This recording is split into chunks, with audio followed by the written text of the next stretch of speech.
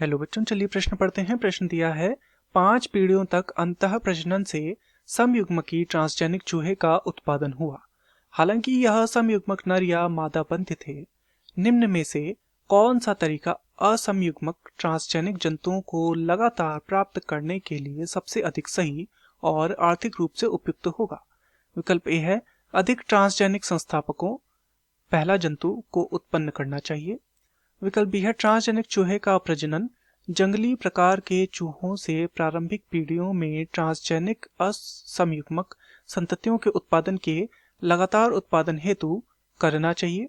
विकल्प सी है 5वीं पीढ़ी के बाद अंतः प्रजनन से बचना चाहिए। तथा विकल्प डी है ट्रांसजेनिक असमयुग्मक संततियों के निरंतर उत्पादन के लिए समयुग्मक ट्रांसजेनिक चूहे का असमयुग्मक ट्रांसजेनिक चूहे से संगम कराना चाहिए।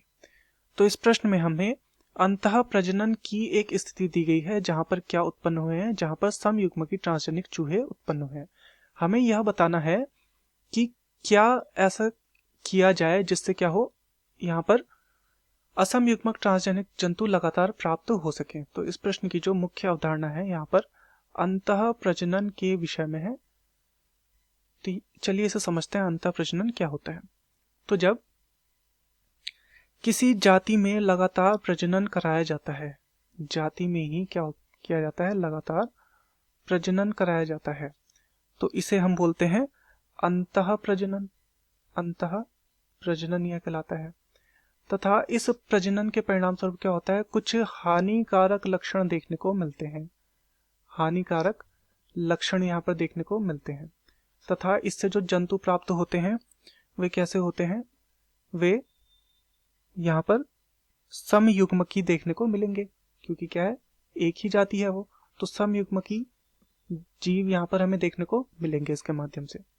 तो इसमें हानिकारक लक्षण जैसे कि क्या देख सकते हैं कि कुछ समय बाद यहाँ पर जीवों में ऐसी स्थिति आ जाएगी कि वो और पीढ़ी उत्पन्न नहीं कर पाएंगे। तो क्या होगी, यहाँ पे पैदावार जो क्षमता होगी उनकी वो समाप्त हो सकती है। यहाँ पे पैदावार क्षमता समाप्त हो सकती है। ये हानिकारक लक्षण यहाँ पर हमें देखने को मिल सकते हैं।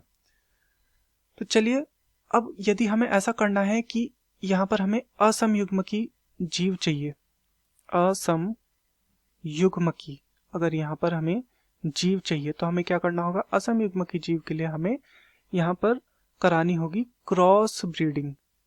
क्रॉस ब्रीडिंग अर्थात किसी दूसरी जाति के साथ यहाँ पर क्या कराना होगा, संयोग कराना होगा।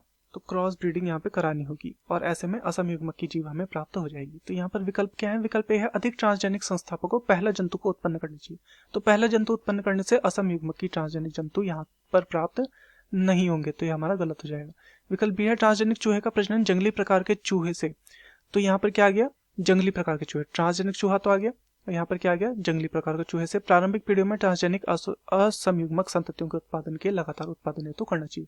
बिल्कुल, यहाँ पर एक प्रजाति से दूसरी प्रजाति का, तो इसी को क्रॉस ब्रीडिंग कहा जाता है, संयुग्मन हो रहा है। तो यहाँ पर क्या होगा, ये बिल्कुल हमारा सही है। विकल्प सी है 5वीं पीढ़ी के बाद अंतः प्रजनन से बचना चाहिए। तो इससे कुछ फायदा नहीं होगा, यहाँ पर ये गलत होगा। तथा विकल्प डी है ट्रांसजेनिक असमयुग्मक संततियों के निरंतर उत्पादन के लिए समयुग्मक ट्रांसजेनिक चूहे का असमयुग्मक ट्रांसजेनिक चूहे से संगम करना चाहिए। तो ऐसा करने से भी यहाँ पर लाभ प्राप्त नहीं होगा। तो दिए गए प्रश्न का सही उत्तर होगा विकल्प बी। मैं आशा करता हूँ आपकी समझ में आया होगा। धन्यवाद।